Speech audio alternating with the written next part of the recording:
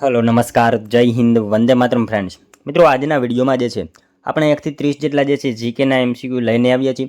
મિત્રો આવનારી એક્ઝામ જે છે કોન્સ્ટેબલની એની જો તમે તૈયારી કરતા હોય તો વિડીયોમાં છેલ્લે સુધી જોતા રહેજો। દરરોજ જે છે મિત્રો આપણે આવું મોડેલ પેપર જે છે લઈને આવીએ છીએ। આવનારી એક્ઝામ જે છે કોન્સ્ટેબલની એમાં મિત્રો તમને આ મોડેલ પેપર ખૂબ ને ખૂબ ઉપયોગી થવાનું છે, બરાબર। તો વિડીયોમાં છેલ્લે સુધી જોતા રહેજો અને મિત્રો આપણી ચેનલ ઉપર નવા હોય તો ચેનલને પણ ખાસ સબસ્ક્રાઇબ કરી લેજો, બરાબર। તો ચાલો શરૂ કરીએ। Question number 1। વનરાજ ચાવડાએ કઈ નદીના કિનારે અણહિલવાડ પાટણ નગર વસાવ્યું હતું? વનરાજ ચાવડાએ જે છે એ કઈ નદીના કિનારે અણહિલવાડ પાટણ જે છે એ નગર વસાવ્યું હતું? કઈ નદી આવશે અહીંયા મિત્રો? રાઈટ આન્સર સરસ્વતી નદી આવશે, બરાબર। ઓપ્શન સી આપણો અહીંયા રાઈટ આન્સર બનશે। ખાસ યાદ રાખજો, વનરાજ ચાવડાએ જે છે એ કઈ નદી? તો સરસ્વતી નદીના કિનારે જે છે અણહિલવાડ પાટણ જે છે એ નગર વસાવ્યું હતું। વનરાજ ચાવડાએ મિત્રો એમના મિત્ર જે છે અણિલ ભરવાડના નામ પરથી આ શહેરનું નામ પાડ્યું હતું, ખાસ યાદ રાખજો। ત્યારબાદનો ક્વેશ્ચન જોઈએ। પ્રસિદ્ધ સંગીતકાર બેજુ બાવરા ખાલી જગ્યાના દરબારનો નામાંકિત ગવૈયો હતો? પ્રસિદ્ધ સંગીતકાર જે છે બેજુ બાવરા, બરાબર, એ કોના દરબારનો જે છે નામાંકિત ગવૈયો હતો? શું આવશે? હુમાયુ આવશે, બરાબર। હુમાયુ જે છે એમના દરબારમાં હતા જે છે સંગીત બેજુ બાવરા, ખાસ યાદ રાખજો। ઓપ્શન એ આપણો અહીંયા રાઈટ આન્સર બનશે। મિત્રો બેજુ બાવરાનું મૂળ નામ જે છે ને વેજનાથ મિશ્ર હતું, બરાબર। વેજનાથ મિશ્ર હતું, તેઓ તાનસેનના સમકાલીન હતા, એ બાબત પણ આપણને સાથે સાથે ખ્યાલ હોવી જોઈએ। નેક્સ્ટ ક્વેશ્ચન જોઈએ ત્યારબાદનો। ઉચ્ચતમ ન્યાયાલય અને ઉચ્ચતમ ન્યાયાલયોના પગાર અંગેની જોગવાઈઓ ભારતીય બંધારણની કઈ અનુસૂચિમાં છે? ઉચ્ચતમ ન્યાયાલય અને ઉચ્ચતમ ન્યાયાલયોના પગાર અંગેની જોગવાઈઓ જે છે એ બંધારણની કઈ અનુસૂચિમાં આવશે? કઈ આવશે મિત્રો આમાં રાઈટ આન્સર? બીજી અનુસૂચિ આવશે, બરાબર। ઓપ્શન એ આપણો અહીંયા રાઈટ આન્સર બનશે। ખાસ યાદ રાખજો, ઉચ્ચતમ ન્યાયાલય અને ઉચ્ચતમ ન્યાયાલયના જે છે પગાર અંગેની જોગવાઈઓ જે છે એ બંધારણની કઈ અનુસૂચિ? તો બીજી અનુસૂચિમાં જે છે એ જોગવાઈ કરવામાં આવેલી છે, ખાસ યાદ રાખજો। ત્રીજી અનુસૂચિમાં મિત્રો શપથ અંગેની જોગવાઈઓ છે, એ બાબત પણ આપણને સાથે સાથે ખ્યાલ હોવી જોઈએ। નેક્સ્ટ ક્વેશ્ચન જોઈએ ત્યારબાદનો। હિન્દ સ્વરાજ હિન્દ સ્વરાજ જે છે પુસ્તક એના લેખક નીચેનામાંથી કોણ છે? મિત્રો સાવ ઇઝી ક્વેશ્ચન છે। હિન્દ સ્વરાજ જે છે પુસ્તક એ ગાંધીજીનું છે, બરાબર, એના લેખક ગાંધીજી છે, ખાસ યાદ રાખજો। હિન્દ સ્વરાજ જે છે પુસ્તક એના લેખક કોણ? તો ગાંધીજી જે છે એ હિન્દ સ્વરાજ પુસ્તકના લેખક છે। મિત્રો ગાંધીજીએ આ પુસ્તક જે છે ને 1909માં, બરાબર, 1909માં મૂળ ગુજરાતીમાં લખ્યું હતું, જ્યારે તેઓ ઇંગ્લેન્ડથી દક્ષિણ આફ્રિકા જઈ રહ્યા હતા ત્યારે, બરાબર।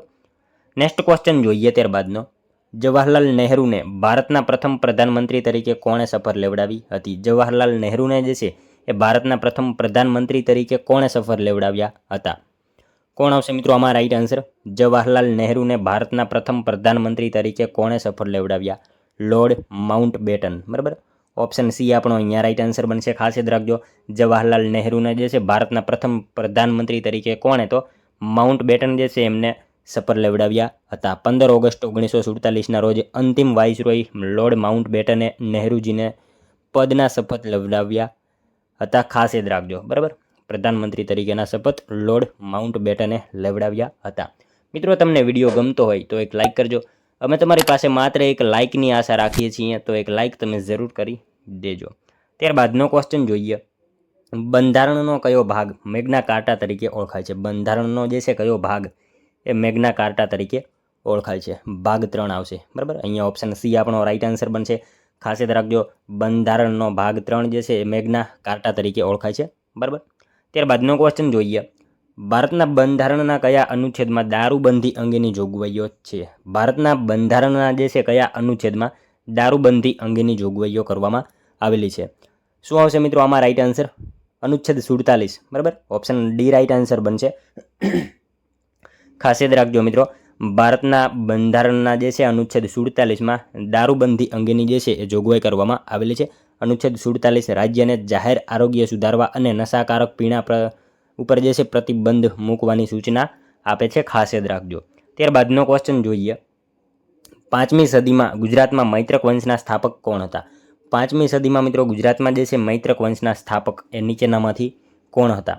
ભટ્ટારક હતા, બરાબર। ઓપ્શન ડી રાઈટ આન્સર બનશે। અહીંયા ખાસ યાદ રાખજો, 5મી સદીમાં જે છે ગુજરાતમાં મૈત્રક વંશના સ્થાપક કોણ? તો ભટ્ટારક જે છે 5મી સદીમાં ગુજરાતના મૈત્રક વંશના સ્થાપક હતા। સેનાપતિ ભટ્ટારકે મિત્રો વલ્લભીને રાજધાની બનાવી મૈત્રક વંશની સ્થાપના કરી હતી, ખાસ યાદ રાખજો। ત્યારબાદનો ક્વેશ્ચન જોઈએ।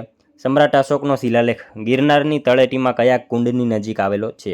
સમ્રાટ અશોકનો શિલાલેખ જે છે મિત્રો એ ગિરનારની તળેટીમાં કયા કુંડની નજીક આવેલો છે? દામોદર કુંડ આવશે અહીંયા. રાઈટ આન્સર ઓપ્શન સી બનશે. ખાસ યાદ રાખજો, સમ્રાટ અશોક બરાબર એમનો શિલાલેખ ગિરનારની તળેટીમાં કયા કુંડ? તો દામોદર કુંડની નજીક આવેલો છે. ખાસ યાદ રાખજો. ત્યારબાદનો ક્વેશ્ચન જોઈએ. ભવાઈના આદ્ય પુરુષ અસાહિત ઠાકર કયા યુગમાં થઈ ગયા? ભવાઈના આદ્ય પુરુષ જે છે અસાહિત ઠાકર બરાબર એ કયા યુગમાં થઈ ગયા? સલ્તનત યુગમાં થઈ ગયા બરાબર. ઓપ્શન બી રાઈટ આન્સર બનશે. ભવાઈના આદ્ય પુરુષ જે છે અસાહિત ઠાકર એ કયા યુગમાં? તો સલ્તનત યુગમાં થઈ ગયા. મિત્રો અસાહિત ઠાકરે 360 જેટલા ભવાઈના વેશ લખ્યા હોવાનું માનવામાં આવે છે. એ બાબત પણ આપણને સાથે સાથે ખ્યાલ હોવી જોઈએ. ત્યારબાદનો નેક્સ્ટ ક્વેશ્ચન 11મો. કાંકરિયા તળાવ કોણે બંધાવ્યું હતું? મિત્રો કાંકરિયા તળાવ જે છે એ કોણે બંધાવ્યું હતું? કુતુબુદ્દીન ઐબક બરાબર. સુલતાન કુતુબુદ્દીન જે છે એમણે કાંકરિયા તળાવ જે છે બંધાવ્યું હતું. ખાસ યાદ રાખજો, આ તળાવ હોજે કુતુબ તરીકે પણ ઓળખાતું હતું. એ બાબત પણ આપણને ખ્યાલ હોવી જોઈએ. ત્યારબાદનો ક્વેશ્ચન જોઈએ. બંધારણ સભામાં પારસીઓનું પ્રતિનિધિત્વ કોણે કર્યું હતું? મિત્રો બંધારણ સભામાં જે છે પારસીઓનું પ્રતિનિધિત્વ કરનાર જે છે નીચેનામાંથી કોણ હતા? બંધારણ સભામાં પારસીઓનું પ્રતિનિધિત્વ જે છે HP મોદી બરાબર એમણે કર્યું હતું. ખાસ યાદ રાખજો, ઓપ્શન સી રાઈટ આન્સર બનશે. બંધારણ સભામાં પારસીઓનું પ્રતિનિધિત્વ કરનાર કોણ? તો HP મોદી જે છે બંધારણ સભામાં પારસીઓનું પ્રતિનિધિત્વ કરનારા વ્યક્તિ હતા. ખાસ યાદ રાખજો. નેક્સ્ટ ક્વેશ્ચન જોઈએ ત્યારબાદનો.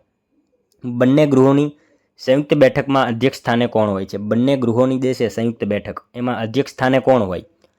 તો મિત્રો શું આવશે આમાં? લોકસભાના અધ્યક્ષ બરાબર. લોકસભાના અધ્યક્ષ હોય. બંને ગૃહોની સંયુક્ત બેઠકમાં જે છે અધ્યક્ષ સ્થાને કોણ? તો લોકસભાના અધ્યક્ષ જે છે એ બંને ગૃહોની સંયુક્ત બેઠકમાં અધ્યક્ષ સ્થાને હોય છે. ખાસ યાદ રાખજો. ત્યારબાદનો ક્વેશ્ચન જોઈએ. બંધારણીય સુધારો કરવાની પ્રક્રિયા કયા દેશના બંધારણમાંથી લેવામાં આવી છે? બંધારણીય સુધારો કરવાની પ્રક્રિયા જે છે એ કયા દેશના બંધારણમાંથી જે છે લેવામાં આવેલી છે? શું આવશે આમાં મિત્રો? રાઈટ આન્સર દક્ષિણ આફ્રિકાનું બંધારણ બરાબર. ઓપ્શન સી આપણો અહીંયા રાઈટ આન્સર બનશે. ખાસ યાદ રાખજો, બંધારણીય સુધારો કરવાની પ્રક્રિયા જે છે એ કયા દેશના બંધારણમાંથી? તો દક્ષિણ આફ્રિકાના બંધારણમાંથી જે છે બંધારણીય સુધારો કરવાની પ્રક્રિયા જે છે એ લેવામાં આવેલી છે.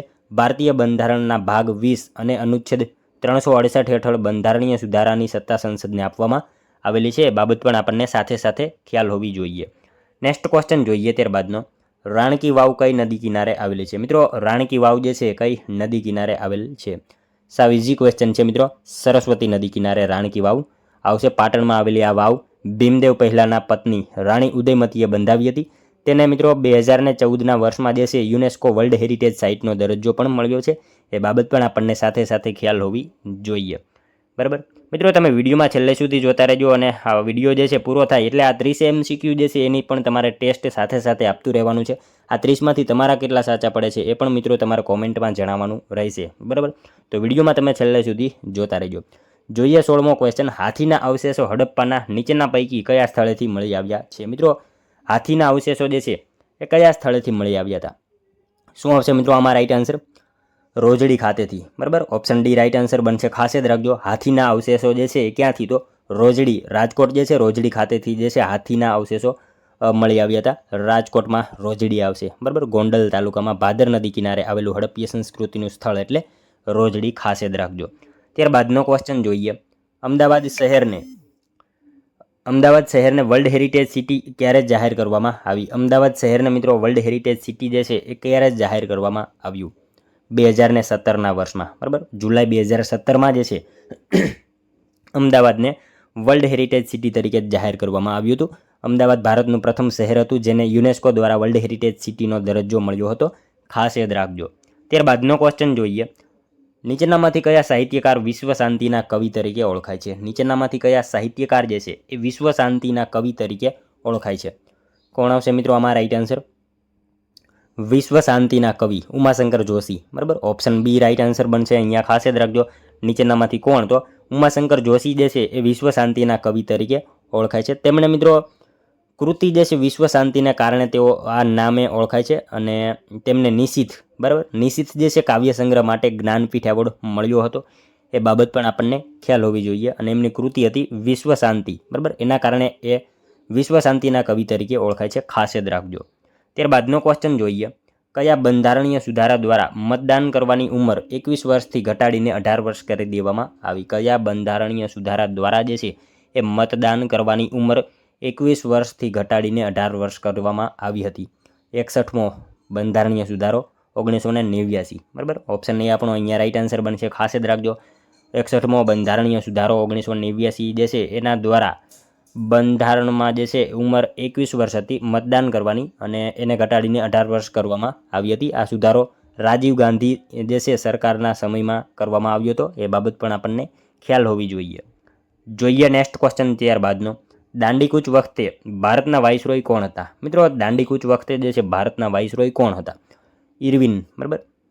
લોર્ડ ઇરવિન જે છે દાંડીકૂચ વખતે ભારતના વાઇસરોય હતા, ખાસ યાદ રાખજો. નેક્સ્ટ ક્વેશ્ચન જોઈએ ત્યારબાદનો.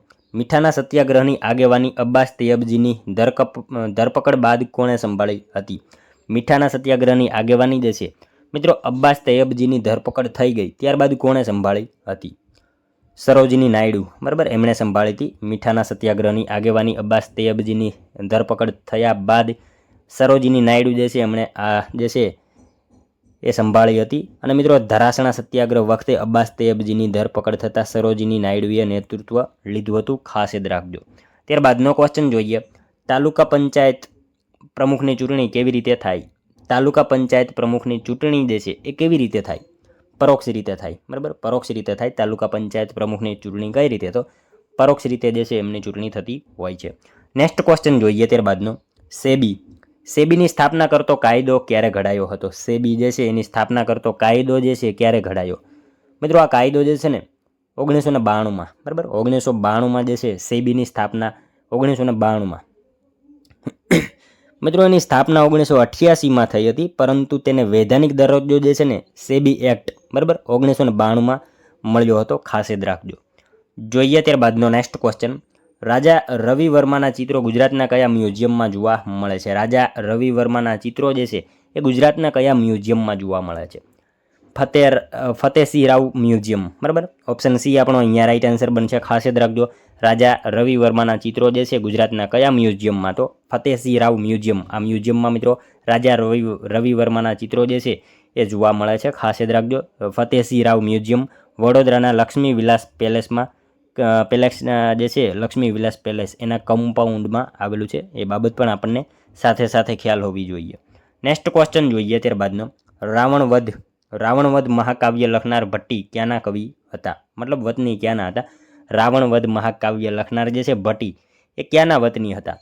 વલ્લભીના હતા, બરાબર. ઓપ્શન એ રાઈટ આન્સર બની જશે. કવિ ભટ્ટી મૈત્રક કાળના મહાન કવિ હતા.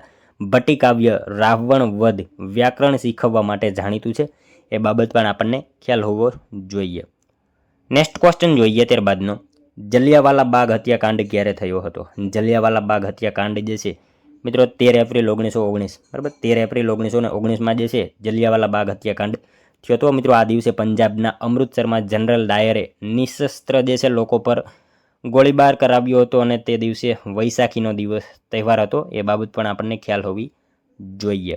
ત્યારબાદનો ક્વેશ્ચન જોઈએ. આઝાદીના કયા સત્યાગ્રહ દરમિયાન મોહનલાલ પંડ્યાને ડુંગળી ચોરનું બિરુદ પ્રાપ્ત થયું હતું? આઝાદીના જે છે કયા સત્યાગ્રહ દરમિયાન મોહનલાલ પંડ્યાને ડુંગળી ચોરનું બિરુદ પ્રાપ્ત થયું હતું? મિત્રો, ખેડા સત્યાગ્રહ દરમિયાન જે છે એમને ડુંગળી ચોરનું બિરુદ પ્રાપ્તિ થયું હતું.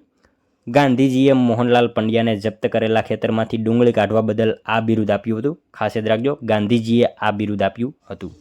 ત્યારબાદનો ક્વેશ્ચન જોઈએ.